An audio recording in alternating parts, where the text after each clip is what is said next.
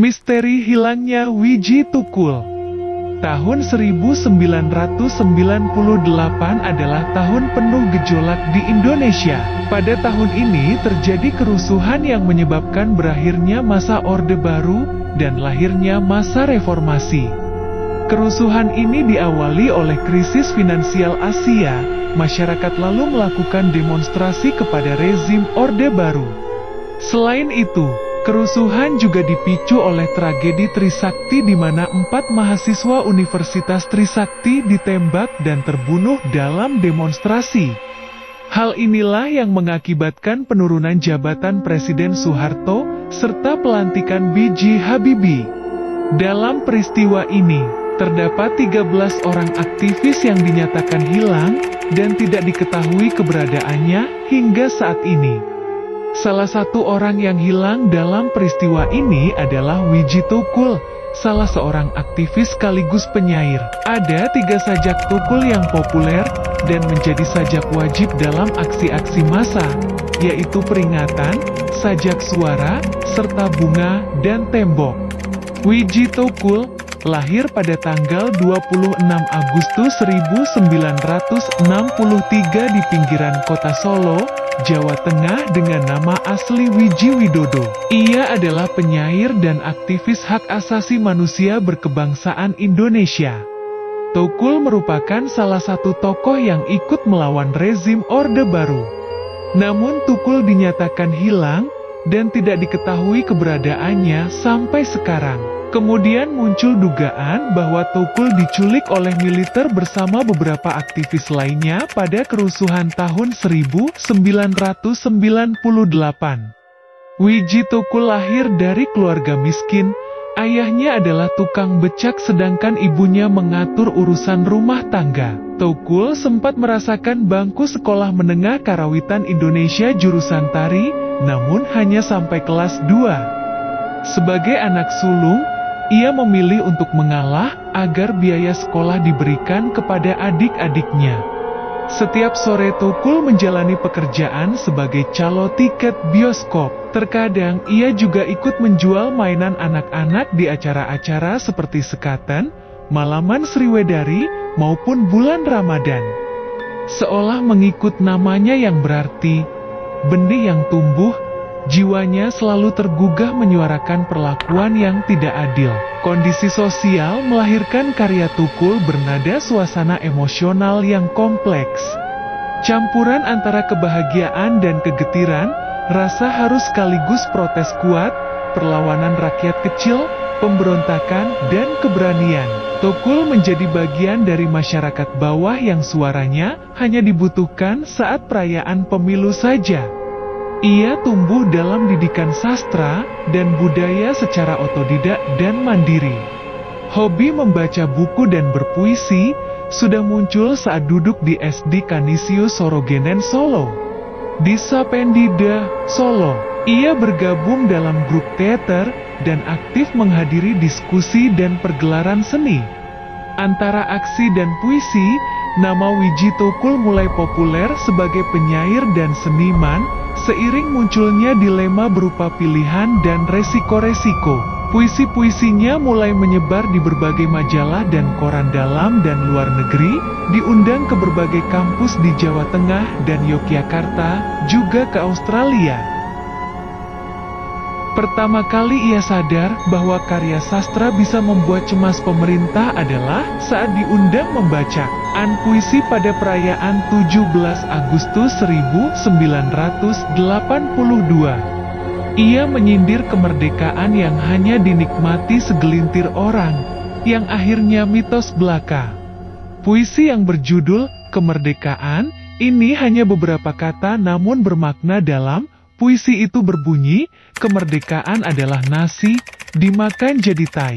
Keesokan harinya, panitia penyelenggara di salah satu kampung daerah Solo itu dipanggil ke kelurahan. Itu pertama dia mengalami represi, tapi perlawanannya terus berjalan. Pada bulan Oktober 1989, Tukul menikah dengan istrinya yang bernama Siti Dia Sujira alias Sipon yang saat itu berprofesi sebagai buruh. Tak lama semenjak pernikahannya, pasangan Tukul Sipon dikaruniai anak pertama bernama Fitri Ngantiwani. Kemudian pada tanggal 22 Desember 1993 anak kedua mereka lahir yang diberi nama Fajar Merah.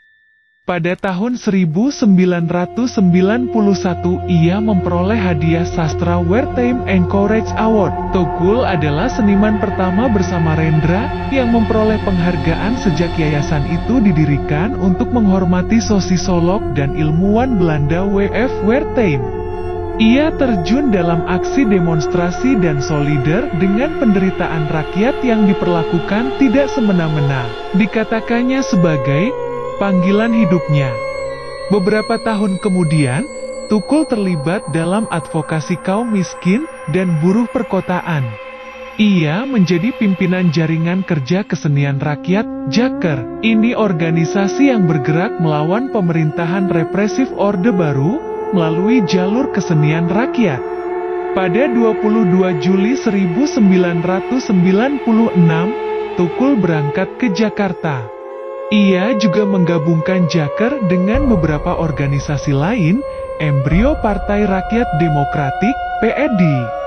Di struktural PRD, Tukul adalah Ketua Divisi Propaganda dan Editor Suluh Pembebasan, Suplemen Kebudayaan Partai. Para aktivis PRD dan jaringan pro-demokrasi lebih luas mendesak agar Soeharto menghapuskan paket 5 undang-undang politik, UU anti-subversi, UU Pokok Pers, dan Dwi Fungsi ABRI. Dalam perumusan deklarasi partai, Tukul beberapa kali menyela rekan kerjanya yang menyampaikan pendapat teoritis.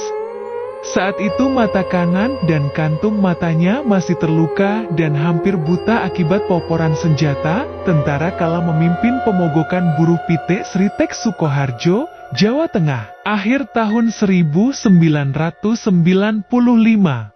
Berselang 5 hari, PRD yang baru tumbuh dibabat oleh kaum loyalis Soeharto.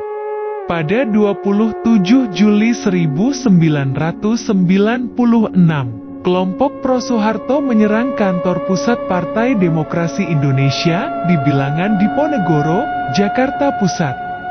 Saat itu Megawati menjadi simbol perlawanan terhadap Orde Baru. Penyerangan ini menghajar para aktivis pro-demokrasi, termasuk para penggiat PRD, yang mendukung Megawati menjadi Ketua Umum PDA.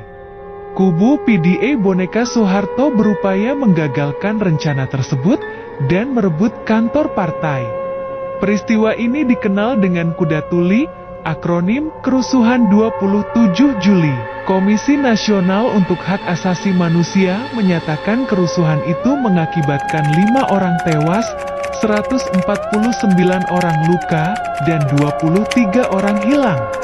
Kerugian material mencapai 100 miliar rupiah. Pemerintahan Orde Baru kemudian dianggap menjadikan PRD sebagai kambing hitam, dalang di balik serangan tersebut. Susilo Soedarman, seorang jenderal yang menjabat Menko Polkam saat itu, menegaskan bahwa PRD sebagai partai terlarang. Akibatnya, seluruh aktivis PRD diburu aparat keamanan termasuk Tukul. Pada 5 Agustus 1996, rumah keluarga Tukul didatangi oleh kepolisian wilayah Surakarta. Kemewahan dalam rumahnya, perpustakaan pribadi dan koleksi kaset lagu diobrak-abrik dan dirampas pemerintah. Ada 6 berkas yang dirampas, salah satunya kumpulan puisinya Mencari Tanah Lapang. Wiji Tukul kabur usai beberapa anggota kepolisian mendatangi rumahnya. Dalam pelarian, Wiji Tukul harus mencari kesempatan untuk bertemu dengan Sipon, istrinya. Paling sering keduanya bertemu di Pasar Klewer. Setiap bertemu, mereka membuat janji untuk pertemuan selanjutnya. Saat itu pula, Wiji Tukul menceritakan beberapa daerah yang dikunjunginya, dan beberapa kali ia meminta uang kepada sang istri untuk membiayai hidup pelarian. Selama pelarian, ia memiliki beberapa nama samaran. Ia juga sering memakai topi supaya tidak mudah dikenali.